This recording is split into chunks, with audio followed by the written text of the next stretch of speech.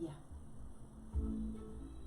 Good morning, everybody. Nikki here, Taste Life Nutrition. Hello, everybody out there in Facebook world. This is Taste Life Nutrition Radio, streaming live on KUHSdenver.com. Here talking about some of the most amazing things in the world and having the best time. So what do? We talk about truth in healthcare, truth in health and wellness, whether it's mind, body, soul, relational, financial, and today, flavorful. Yes, it's all part of it. It is. It's so important. And I think that this is such an interesting and important discussion that we're going to have. And we're going to do a little mind-blowing and have a lot of fun. And open, I think that's kind of it, just open minds a little bit about what it is that food is, right? Because I'm a nutritionist. I love food. And when I talk about food, it's about the nutrients within and how it speaks literally. Food is a language and speaks to our body, speaks to our cells, speaks to our DNA, creates genetic expression, all of these amazing things that food does. But we don't often think about the flavors of food. But Sherry thinks about the flavors of food. I certainly do, all the time. So we have had Sherry in the studio once before with Butch Hunter of OncoBites. So great company. You are the chef. Is that what you're? Yep. The chef of OncoBites. Yep. Product development. Yeah, product development. My words are not good today. Chef words too. I mean, it's part of the title. If titles matter to you, yeah. And so, really cool company for those who are going through chemotherapy and need good, nutrient-dense, flavorful food. But today, we're going to talk about flavor, and we're going to talk about what flavor means, why it's important, what is the difference between manufactured flavor and true, real flavor, and really kind of dig into all of the goodness of food. And I love this, and I'm so glad you're here. Thank you. Thank you. Thanks for having me. Any opportunity to talk about food and flavor, and essentially getting to this place where you can trust your body more. Yes, it's part of it. Well, and that's the thing. And I say this a lot, and we were discussing this: is we don't trust our bodies the way that we are supposed to. We don't listen to it. When we have a pain, instead of saying, I wonder what's causing that pain, let's go in and dig and understand, it's, I need to go find an Advil. Right. This is what we do. We look for the quick fix. We do. And in the process, you're kind of missing out the underlying problems, right? Yeah. And that's really kind of where my message actually goes with this concept of flavor. And that sounds a little odd. What are you talking about as far as creating this kind of solution for a symptom as opposed to the solution for the actual problem. Yes. And flavor, manufactured flavor, is almost the same exact thing. It's kind of creating this Band-Aid for the fact that there's no nutrition, less nutrition in our food because of the way we've been growing our food. Right. So it's a pretty cool correlation of the exact same thing, really. Yeah, no, it's super cool, and I appreciate it. And I didn't say this, but Sherry's company is The Flavor Remedy. So look her up. She's got an amazing TEDx talk. Lots of really great resources on her website, and we'll dig into all of that stuff. But of course, as always, we start with gratitude, because gratitude can change the world. That's what we're going to do. So, what are you grateful for today? I'm certainly grateful for the opportunity to, continue to get this message out there. And, it's Earth Day tomorrow, so it's perfectly correlated, and so grateful for, those that are healing the planet, those that are doing work to help make our soil more nutritious so their food is more flavorful and helps to heal us. And I think since Earth Day's tomorrow, I'm gonna let that one land pretty solid. I love that. I love that. What am I grateful for today? I think I am grateful for I am gaining more clarity in my business. I have been, there are always times as an entrepreneur where you're kind of going, what am I doing? Where am I going? How am I doing it? Where do I find the right support? And goodness knows, I need a lot of support. We all do. I'm here for you. Thank you. Oh man, but it's been kind of fun, and I'll dig deeper into this sort of later as things develop. But gaining clarity and understanding really what it is that I'm trying to do. Actually, I'm just going to say it because I'm working through it. But what I'm realizing is, when I say things like, changing the world, I truly mean that there are things that we can do that can change the world. And when I think about this, because I'm an epigenetics nerd, I love understanding that the way that we live our life, the things we put in our body, the stress, the trauma, the movement, all of the things that we do have the ability literally to change our genetic expression. So amazing. It is amazing. Yeah. It gives us control over our future. It gives us control over our body if we pay attention to it and if we take care of it, which is a lot of accountability, because a lot of times we don't want to take that accountability, right? But what we are finding, and I've said this before, but what the data is showing is that your health right now, if you are of childbearing years, your health right now can affect 7 generations down the line in their health. It can express that far down. And your health now also is an expression of 7 generations past, right? So I am getting super excited about working with women and with couples in their preparation of their body and their mind and their spirit to bring in the most healthy, successful babies who become healthy, successful adults, who become then healthy, successful future generations.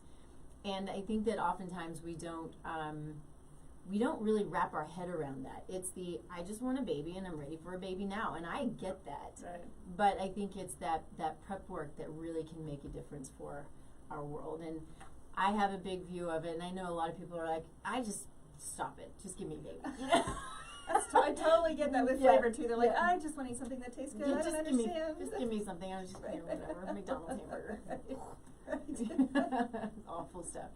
Anyway, so that's the stuff that, it's the big picture stuff that I'm really excited about, and how we can change, because right now we're in this place where I feel like mentally, emotionally, physically, we're all just sort of flailing. We know so much. We know so much about health and nutrition, and yet we're so confused and we're sicker and sicker and sicker, right? I talk about that all the time. Yeah.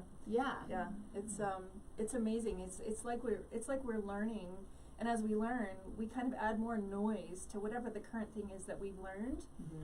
And we're not going back, Yeah. We talk about this, going back to the basics. We're not really going back to like the foundational reason of why we're discovering these things, or what they mean in the bigger picture. Yeah. So I really love that you're taking that approach and seeing it as this long-term thing. And it does become overwhelming as an entrepreneur to really focus and find, there's niche is, one of those words that people throw out there. And it's like, clarity is a much better word, right? Because it just gives you the place to focus and to draw the right people, right? And to be able to help the right people. So I love that for you. Thank you. Yeah, Thank you. awesome. Yeah, it's kind of that fun realization, something that I've talked about for years and years and years, but now having clarity around it and saying, this is what I really want to talk about all the time and help people with, and it still is helping people with their GI dysfunction and helping people with their autoimmune conditions and, all of these things, but it's so important in making sure that you're healthy for our future. I love that. I so love that. Thank you. Yeah, that's really great. Thank you. And what I love too about the show is that everybody I bring in to date, and this has been unintentional, but everybody has been an entrepreneur. It's awesome. It is. It's super cool. And mostly women. Not all women, and I'm not only a woman show, but it's been a lot of women and all entrepreneurs, and it's just really cool. Yeah. It's really great to see, women, even entrepreneurs in general, just rising. It takes a lot of guts. It takes a lot of courage. A lot of falls. And and a lot of people that I know, have struggled. You have to be brave, and you have to be able to carry a big message. And when you carry a big message, sometimes it freezes you in your tracks, right? It's like a lot of people kind of look at you with glazed eyes when you have a big message. They're like, what are you even talking about? Yeah. But there's this just kind of impetus to keep going. Always know your why and just keep moving forward. Yeah. So Yeah. I love that. Yeah. So let's jump into you. Yeah, I want to know, I think it's so interesting, how people get started, what gets them excited, and when you find something as niched as flavor, which is still really big because there's so much behind it. Right. How does that happen? Let's talk about who you are, where you are, what excites you, all of the things. Yeah. Oh gosh, it's so funny when you finally do find that niche, right? And you find that thing that really drives you, and you start just asking all these questions, and then you start having all these connections, and you look back and you're like, oh my God, this is my whole life. Like my whole life has led up to this, from the point of, the earliest times just being like gardening with my dad. It's really this solid ground that I keep going back to because I'm still a gardener, and I practice organic gardening, and over, up until probably 3 years ago, maybe 4 years ago, it was just about gardening. And now it's about building soil. Like I've learned so much about, how our food system has gone wrong and how we're growing foods and how we're creating this focus on things that, from a farmer standpoint, they're really set up to only succeed in a conventional farming way to create yield. I mean, yield is their drive, right? And the amount of input of energy that they need, and the amount of input of chemicals and fertilizers, and because we haven't practiced this healing of our soils, our food has resulted as flavorless, right? Which is lacking nutrients. And it's so fascinating because I feel like that's kind of a new correlation, and that this is not my idea. This is an idea that dropped in as I was writing a book, honestly, or a chapter in a book, I should say. I sat down, and at the time I was manufacturing spice blends.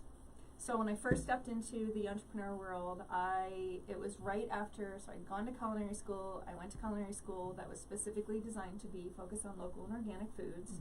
So in that school, they really focused on, part of our experience was going to the farms and participating in growing whatever they needed, whatever the farms needed, we were there to help them.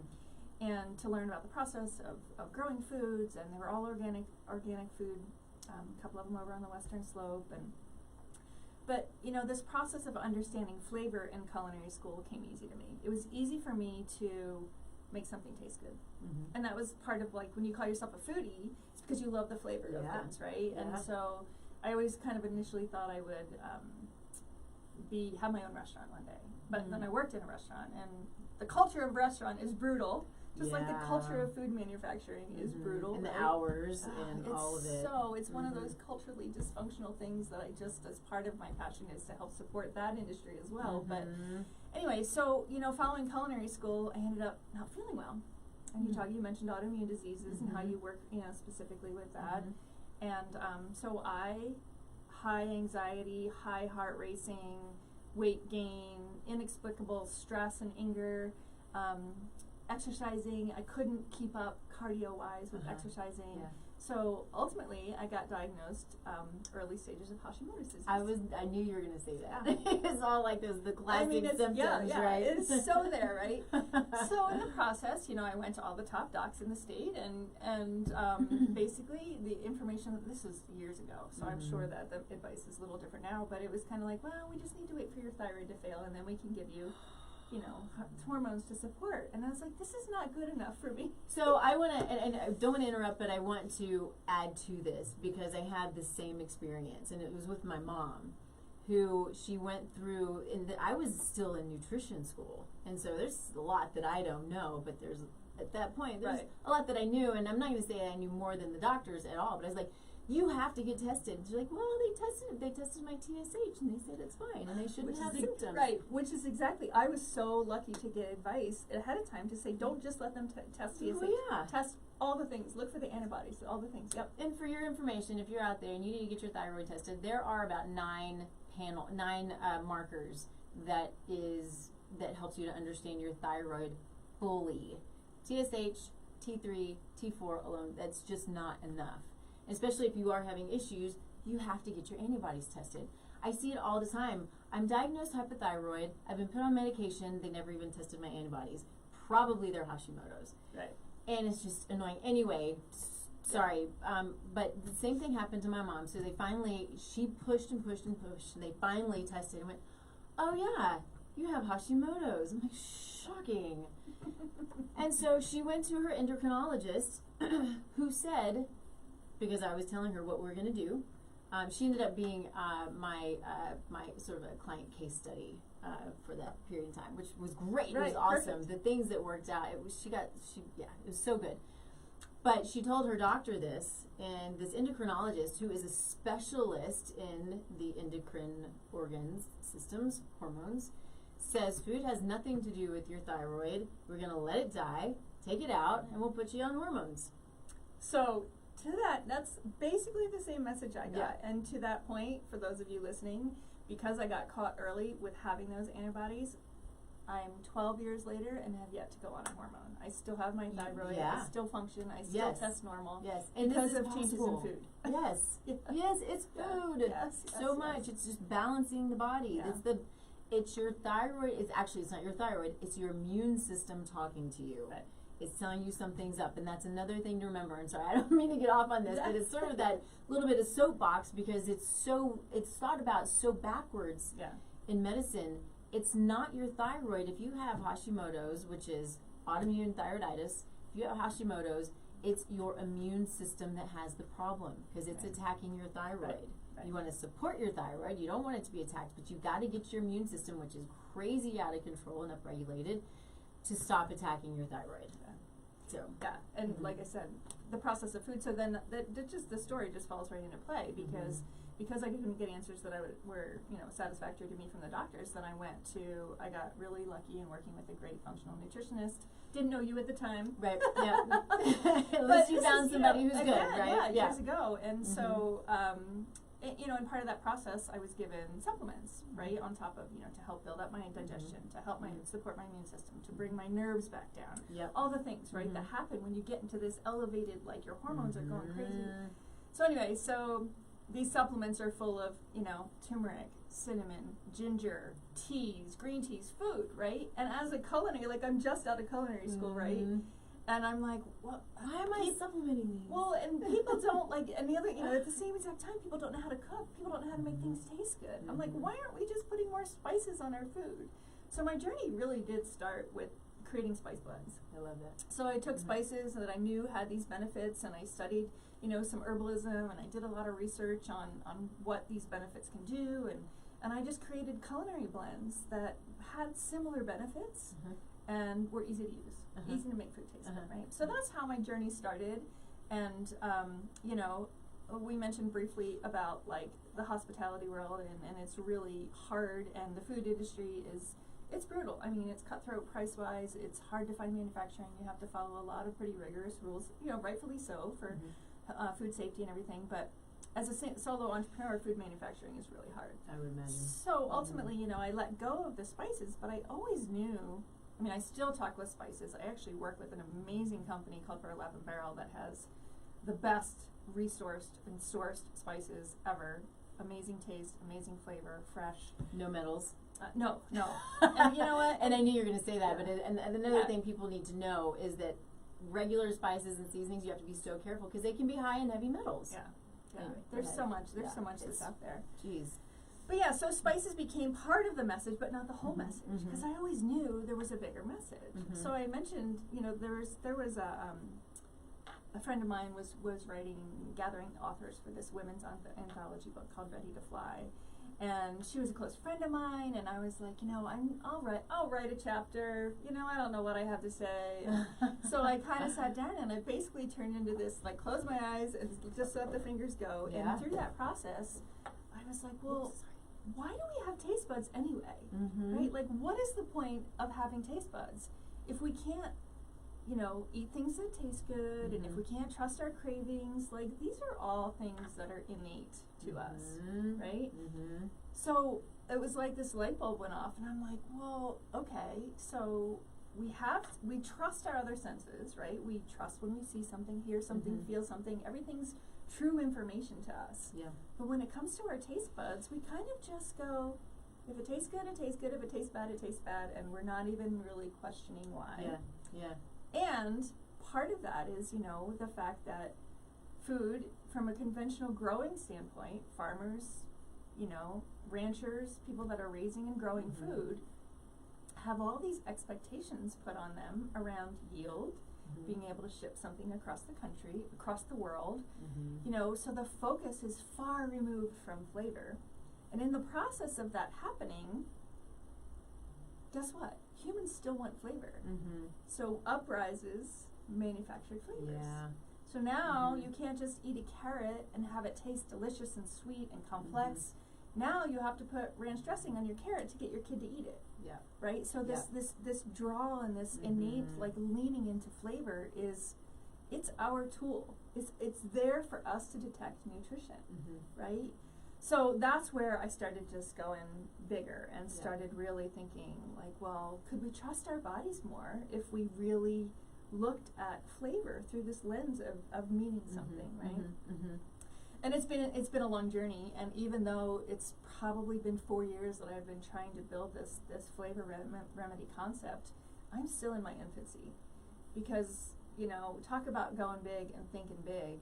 This isn't really about me sitting here talking to people about, I mean, it's part of it, about how to taste and how to trust your taste buds. Yes, that's part of it. But the big vision here is to gather all of these people that are in the food industry, that are making choices around ingredients, that are making choices around how they grow their food, that are making choices around what food they serve in their restaurants, that are making choices around, like you, like a nutritionist, when you're helping your clients to eat better. This knowledge and understanding of the categories of flavor that we experience, and the nutrients and the nutrition that should be behind those flavors, like, it's powerful. You know, if everybody in the world chose flavors that matched the nutrients and you kept wanting more flavor, you're basically, this is what I always say on my on my podcast, I say saving the earth one flavor at a time. Yeah. Because that we now have technology that's showing that you know, farmers, regenerative farmers, and that's kind of a broad sweeping word, and people get a little glazed over when they hear regenerative. Really what it means is building our soils back to life. Sure. You know, when these farmers are growing things in this healthier, more robust way, we're able to detect. We're able to do nutrient detection on it, nutrient density detection. That's amazing. And when you do that, and then you taste it, it's like what we've known all along, right? This is where you go, oh, this is why we have taste buds. You know? Yeah. So it's you know, I like I said, you know, my vision is really to pull in experts from all different fields and really try to figure out how can we elevate this conversation around flavor and really make it powerful. You know? Not just for what we love, but what matters. What matters? Yeah, and it's so interesting because, you know, when we talk about, you know, the conventional versus the regenerative. See, it's a big word. Man. It's a complex word. Yeah, there's so much around, you know, when you're talking about yield and you're talking about shipping, you know. And visual, like we appeal to all of our other senses. Yeah. You know, dyes are being put on our food, waxes are being put on our food. We're appealing to all of our other senses. But not taste. And creating toxicity, whereas, and then the taste is... Yeah, you crack open that perfectly orange, waxy, you know, orange, you peel it open, you take a bite, there's no flavor and there's nothing to it. Yeah. It just looks pretty. And so it's depleted soils. It's also the fact that because it's shipped for, whether it's across the country, across the state, across the country, or across the world, they have to pick it sooner. Right. So it's not ripe and it ripens on the way, or it's sprayed with a ripening something or other to create a ripening effect. And so when it doesn't have, there's something, I was gonna look this up and I can't remember, and maybe you know, but point is, you know, when it doesn't have the ability to ripen on the vine or on the tree or on the bush or whatever, it's already going to be lacking in nutrients, plus then the depleted soils. There was something that I learned, and I've said it probably at least twice now on this show, and I still haven't looked it up. So but there's a chemical that is released right at ripeness that is beneficial to us, but it's only as it ripens. And so this is one of the reasons why it's so important to eat as close to home as possible and as ripe as possible, as it ripens on. And I don't know, do you know what I'm talking about? Have you heard this? No.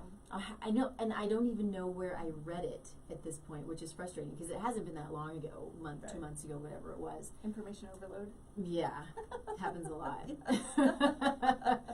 And I need to try to find it, but there is something that is so beneficial, and so even if you take it, and so I garden as well, and I take it off, and if I can't eat it, well, I'm going to stick it in my freezer, or you're going to can it, or right. And you have the ability to hold on to the beauty of that ripe. And I still have zucchini in my freezer that I still eat, right? Yeah. It's almost time for more. So yes, excited. I know. I'm just planting some stuff yesterday. But it's such an interesting thing, and I hope that this becomes an eye-opening discussion beyond just us, and for anybody who's out there, is the eating local and the knowing where your food's coming from, and understanding that what's happening with the nutrition, with the taste, and why it's happening. It's so important. It's much more important than I think that we really give it credit for. Yeah, it really, really is. And, part of it, I think, is because we've kind of not given our taste buds this reverence. I always use the word reverence around our taste buds because, our taste buds are probably one of our most utilized senses. I mean, we're using our senses all the time, but, we use them and we just don't really think about why we have them. And this is where I get, when I talk one-on-one, or if I speak to communities that are, trying to help people eat better, it's really all about reconnecting people to these categories of flavor. And it's fascinating because, Ayurveda, traditional Chinese medicine, they understand flavor more than we do, right? So they understand which of these flavors supports different conditions in your body, different parts, different doshas, different, constitutions, things like that. We don't really have that conversation, in our Western world. And it's a place to start, but I think there's even more to it. I think that, even if we could just go into it with starting to recognize these categories of flavor when we're experiencing them. Because the other thing I talk about all the time is, if you eat processed sugar, the only thing you're tasting is sweetness. Everything else has been removed. It's been kind of extracted from, whether it's a sugar beet or whether it's a sugar cane. It's an extraction. It's an isolation of a flavor. For the purpose of the fact that we lean into sweetness as humans, right? And we lean into salty as humans. And are you asking yourself why we lean into sweet and salty? That's a big question. Always ask why. Yeah. So from a flavor category standpoint, when we taste something sweet, sweetness is actually the only flavor that will continue that we can survive on.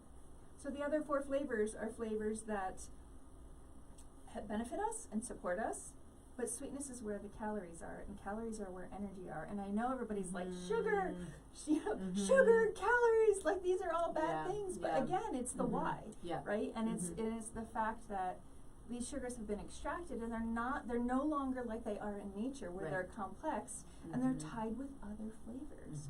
So I typically use an apple as an example. So if you think of an apple, you take a bite of an apple and it's going to be sweet, right? But if you really, really taste the apple, and you do, I always also mention that flavor is a great way to bring in more mindful eating practices. If you can really think about, okay, where's the sweetness? Where's the bitter? Where is there salty? Where's the sour? Because in nature, sweet doesn't come alone. Right.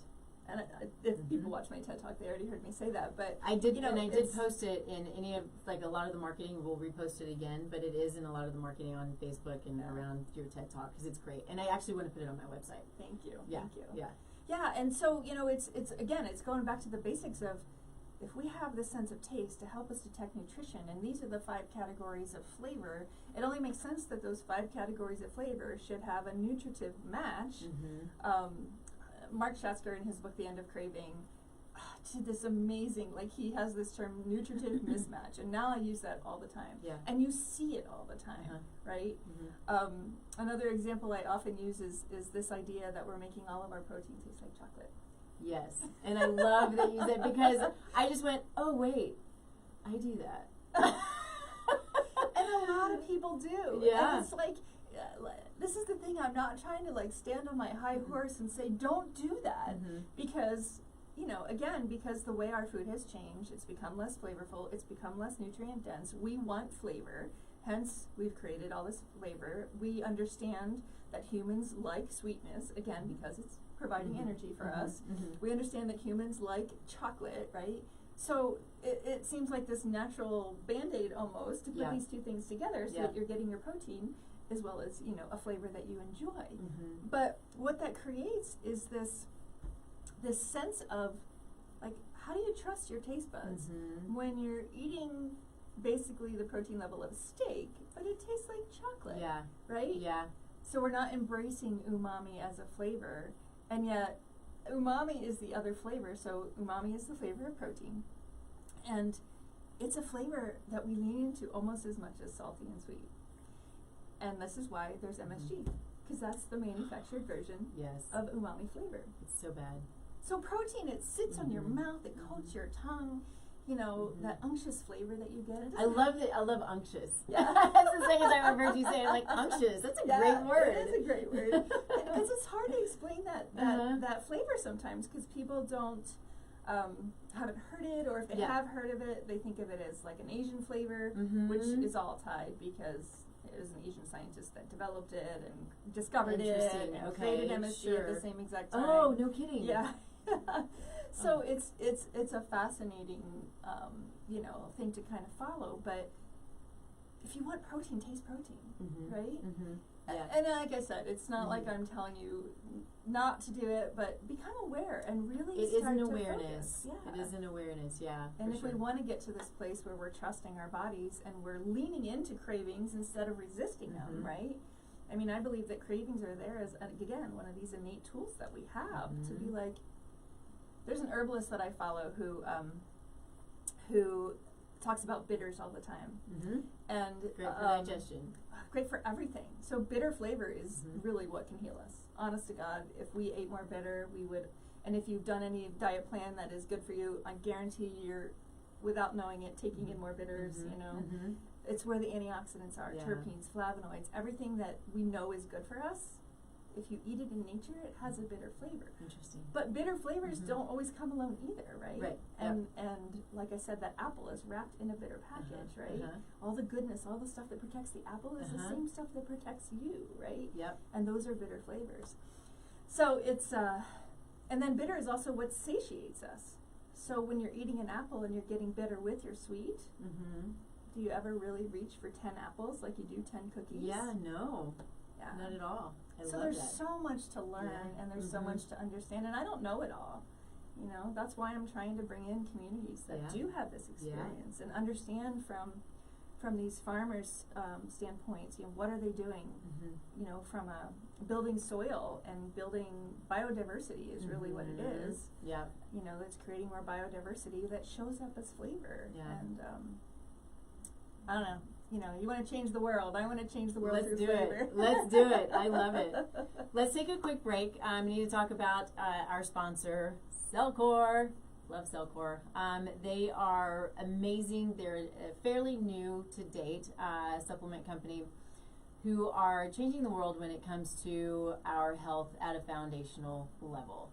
Again, with changing the world. I love being surrounded by people who want to change the world. I mean, really. So anyway, they are so focused on health, on eliminating the body of toxins, of parasites, of worms, of environmental toxicants. You know, we're talking about food. Glyphosate is everywhere. Glyphosate being Roundup. We've already known that it's a carcinogen, but it is now has been proven it's a carcinogen. I have clients who come to me, we do environmental toxicant testing, and glyphosate is always through the roof. And it's what kills the soil, and it's what kills the flavor. It does. It does. It kills the good bacteria. It kills everything. It kills the flavor. It is literally terrible stuff. But I have to make sure that everybody understands that yes, glyphosate is what's getting the hard hit now, as it should, but it's not the only one. There are lots of pesticides and herbicides that are being used that are not glyphosate, or they're like glyphosate. And so we can test those, we can look at those, and they're often high as well. And so it's an understanding that we truly need to change the world and do something about these conventional farming methods that are toxic and putting a burden on our bodies. But we have companies like Cellcore who have the ability to help us bind and eliminate these toxins by way of their interesting delivery system of the nutrients that help the body to work properly and support the mitochondria and support the health of our cells and our DNA, right? And so they're a great company. I appreciate everything that they do. They're coming out with some super cool products, and I'm just really excited they're part of our show and they're supporting us. So thank you to Cellcore, and we're going to start talking more about flavor. I'm sitting here going, I wonder if their ingredients are bitter. Like if they're starting with the whole things like wormwood. I don't know, I have no idea. I don't know the company well, but all of those things that I know, you know, help with detoxification and parasites and all that stuff. They're all bitter is medicinal. Yeah. Right? Well, and I think that's a really good point, because one of the things, you know, people I talk a lot about this, about the fact that we have worms. People don't like to hear it, but it's a fact. They don't come up on labs well at all, but it's a problem. And so there was a time where we ate a lot of bitter food. We ate things that were naturally antimicrobial. So we were kind of deworming ourselves on a regular basis. We don't do that anymore. No, and you know, part of what has happened in processed foods that people don't really recognize either is again, you know, when scientists study humans and they study the fact that we lean into sweet flavors and we like sweet flavors and we don't like bitter flavors, right? The flip side of this is that the food manufacturing and processed food industry knows that without those bitter elements in there, so then, you know, you're going to keep going back and you're going to keep having that kind of craving for something because the thing is missing. I don't think I finished my thought when I talked about Jim McDonald, the herbalist that I follow.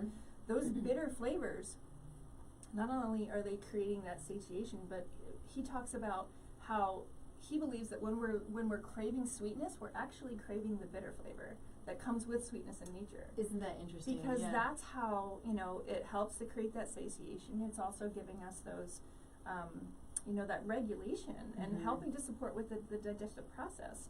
So we know so much about calories and micros and macros and it's and I'm not dismissing any of that, right? But like I'm just trying to like encourage people to let's go back to taking this knowledge that we have and understanding how to correlate with the wisdom of our bodies, right? Like what does that mean from a flavor standpoint? And what's the difference between, because I know there's also, and this has always been a struggle for me, like I've worked with nutritionists and people that have talked about, you know, like when you have to avoid carbs altogether, right? Like, so that means you can't eat fruit and that means you can't. And I'm like, well, not necessarily a good idea.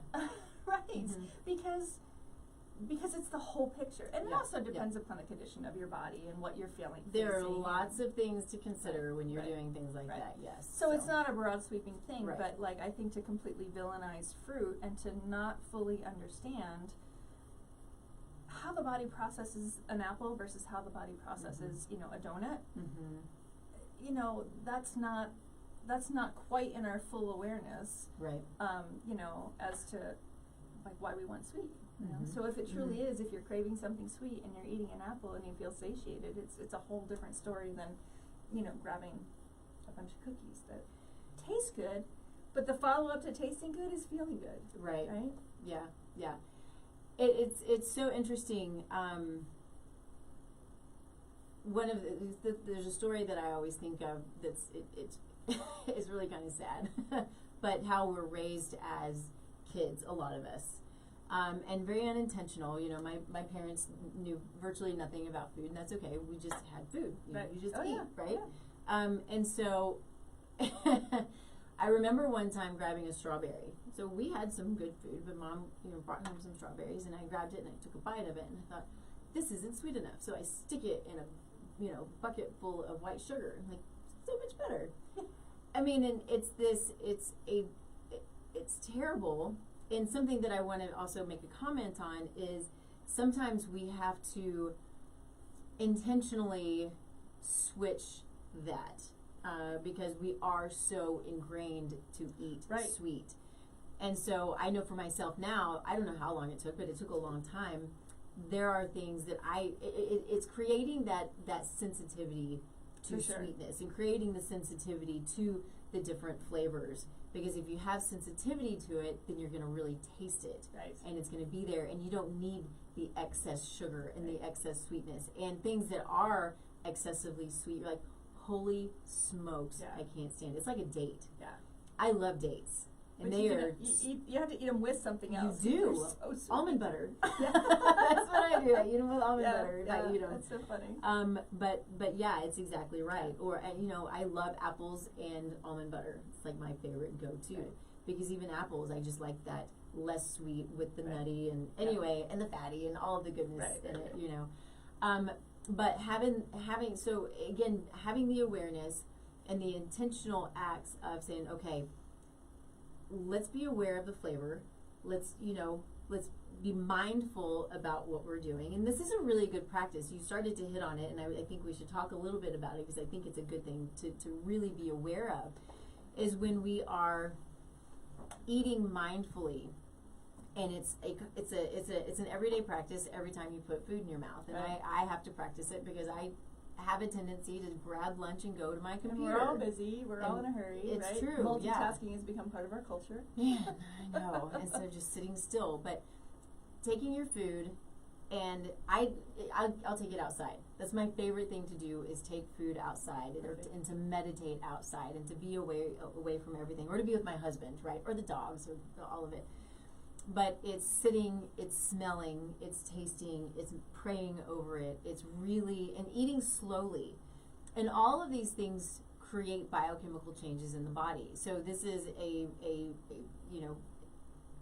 data-driven way of tasting your food and slowing down and bringing your body from the sympathetic to the parasympathetic, which is the sympathetic is the go, high cortisol, and the parasympathetic is the rest and digest, which literally allows your body to break down and utilize the nutrients that are in the food.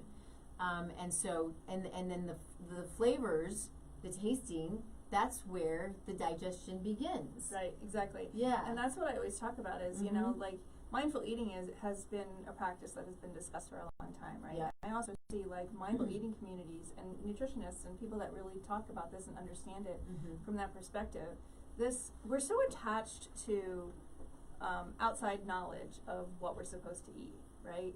Whereas if you want to attach yourself to outside knowledge, attach yourself to like, what is it about these flavors how are they supporting my body? Yeah. Right? So it's just another way to add to that mindfulness. It's like, oh, I'm tasting sweet. Okay, that's going to give me energy, right? That's calories. That's how I survive. I'm going to love on that sweetness because it is the right sweetness, right? Yeah. When you're eating whole foods and you're eating stuff that comes from nature that's, complex in flavor. But then pay attention to the skin of the apple, right? Pay attention to, where's the sour? Oh, there's sour. And I can feel my salivary glands starting when I taste that sour. Mine are starting right now. Yeah, like that's the process of digestion, right? So that sour flavor as a category of flavor, that's exactly what it's doing. And you can think about all the different things that we suggest to people when they're trying to heal their gut or when they're trying to improve their digestion, right? It's typically things that have probiotics in them, right? And probiotics create this acid in fermented foods, in yogurts, in in kefir and kombucha. All of those things have sourness to them because they're starting that digestive process. They're basically like pre-digesting the food, right, that you're eating, and then giving your body those extra bacteria. So that sour that's coming from life, from bacteria, that's starting the process of digestion, is so different than citric acid that's extracted from genetically modified corn that's put in everything from and that's creating a somewhat of a complex flavor, but it's the flavor without the nutrients. It's that nutrient mismatch. Right. So when it comes to mindful eating, if you're sitting there with a plate of whole food and you're really taking in each flavor, the other thing to recognize is that, like, usually our favorite foods are all the flavors. Like, all 5 flavors are there. It's not just one. Yeah. So yeah, we can like sweet, but if you add the bitter to the sweet, or you add, you know, the nuts to the arugula and the pear to the arugula, and make a whole salad out of this delicious whole foods, you're getting all the flavors. So the bitter disappears when you add these other flavors, right? Yeah. So you're still getting the benefits of the bitter. You're just not having to, like I always say, you don't have to eat like a whole bowl of straight up arugula. I love arugula. I would. Dandelion greens, they're a little bit more intense. They are super intense. I love that. That's what. So my favorite part about summer and gardening, just as a side note, is literally going through and picking the arugula and just eating on it, and you know, grabbing the dandelions from the yard. And don't poison your dandelions. Just pick them and eat them. Yeah. You got free food in your yard. Right. It's good for your liver. It's good for your kidneys. It's good stuff. So don't poison them. Anyway, I have to pick them from the front yard because we have dogs in the backyard. Yeah, me too. So, yeah. But anyway, I love that, and I love going through. And my husband's always laughing at me because it's, you know, I've got the our asparagus now are finally getting nice and big. You have asparagus. I know years. it does. It takes so long, but you just go, and the you can taste the sweetness in the fresh asparagus. Absolutely. Which is a bitter food. Yeah. You know, they're pretty bitter, but I taste them like, oh, it's so much different than what you often find. Yeah. It's delicious. I tell you what, if we just stopped and started realizing, oh my God, why do you have taste? Why do you have taste buds? Yeah. There's a reason, right? And it's not just to, throw something on there that's going to temporarily taste good. It's the connection to the nutrients, and that's my whole mission, right? Is to really reconnect with real nutrients. It is, but you're doing but great. We can do it. With help. I need help. It's like you said, finding the support and really, I mean, this isn't about me. I'm not an expert. I'm just a message carrier. Yeah. I'm asking these questions, and then I'm just trying to invite these powerful industries that can make a big difference. Huge. If people that are creating natural foods are really focused on quality coming from flavor, it can make a big difference in the people that are growing food the way it should be. Yeah. And I forget, we have to end 10 minutes early today. So just so there's an awareness, because I want to make sure people know where to find you. But what it makes me think of too, which maybe can help people kind of connect with this, but you know how with all of the COVID stuff, people lost their sense of taste and smell. Oh yeah, I did a whole episode on my show. You did. I would love to hear that. I'll go listen to it. But when there's so many people who lost so much weight because they didn't want to eat because they couldn't taste or smell. So that's we could do a whole episode on that. So my guess is it's not that they lost taste and smell, they lost smell. Because smell affects taste so much. Yep. If they really dove into it, they probably could still taste the bitterness in the coffee. They could still taste the sugar they were putting in their coffee. They could still taste lemon. So it dulls your experience for sure. Sure. But it still brings you these categories of flavor that I'm talking about. You can still kind of pick up on nuances, but we're so disconnected from it, and it's not the same, and we're attached to the sameness and what we love, and so I have a lot of compassion for people that have gone through that. But one of my very first guests on my show is a congenital anosmic. Her name's Dia Klein. She's never been able to smell. You can give her a taste test, and she will out-taste people. She does blind taste tests with her partner, and she out-tastes him every time. She can identify mangoes and fruits and things that other people can't. Yeah. Because she has depth of awareness of the actual taste on her tongue. That's amazing. And that's why I think it's so important. Taste buds matter so much. Yeah. And the combined effort is enhancement for us, but even if you don't, there's things to it. So love it. There's so much I could talk about. Well, then we're gonna have you on again, because I love talking about this stuff. It's so good, and again, I hope that it's eye-opening for people, and that's what we want to do. It's make you think a little bit. For sure. Yeah. So before we end, let's talk about where you can be found. Go to her TEDx talk. It's a great talk, and where you can be found, what you do, because you speak, you have at least a chapter in a book. Let's talk about all of that stuff. Thank you. So flavorremedy.com is where you can find, really, it's the capture of all the things. I do have a tasting course coming up, or workshop, I guess, so to speak. And that's where we really dive into really kind of isolating those categories of flavor and tasting them in whole foods, and then playing with, okay, how do I make this bitter not taste so bitter and still get all the things? So we do it through whole foods, and we do it with spices added.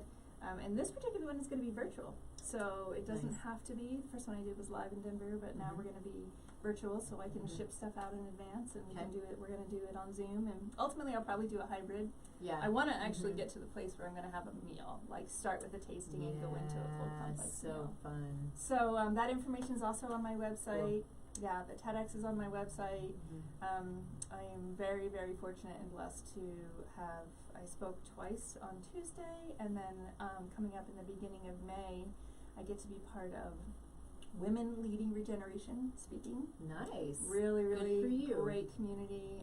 You know, I'm really trying to bring this message to the regenerative community, because what they're doing is so powerful, and I feel like this message can help others, you know, bring a different lens of awareness in the quality of people, you know, changing how they're growing food. So very blessed to be part of that as well in the beginning of May.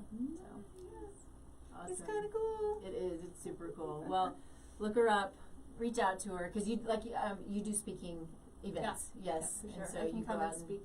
Cool. Yeah. Cool. I mean, the perfect scenario for it is, you know, people like you, a nutritionist. That was actually what I spoke on Tuesday early in the morning, is to nutrition communities, that I can come and talk and bring this awareness of flavor to that. And then I also want to learn. Like, I want to learn from people that are, you know, going through stuff and growing more flavorful foods, so that I can kind of carry that message through too. Awesome. Yeah. Yay, cool. Thank you. Well, this is about it. So, of course, you can find me at tastelifenutrition.com, and then all the social media is Taste Life Nutrition. If you're interested in a little bit of a chat about your health, you can go to my website. You can fill out the free assessment that I have out there. I reach out to you personally, and we'll chat about it. You know, what is it that we can do? Do we need to dig in deep, or do we need to just make a few small changes? We'll talk about all of those things that are important. Moving into doing some group coaching, all of it virtual. Actually, everything now is virtual, so I can see anyone from anywhere in the world, as long as you speak English. Or have a translator. Or have a translator, yes. This is my fault. I should have taken more languages as I was growing up, but I did not. So it's a problem. But anyway, but it's a great thing to be able to see anybody from anywhere. And you know, this is where Zoom is a good thing, right? It's a good thing. So. Reach out. Feel free to ask any questions. You know, if you're on the Facebook feed, feel free to ask any questions there. We love to answer questions to support whatever it is that you need. So remember that we're here streaming live on KUHSdenver.com every Thursday at 10 a.m. Mountain Time. We'll see you next week. Thank you. Thank you. It was awesome.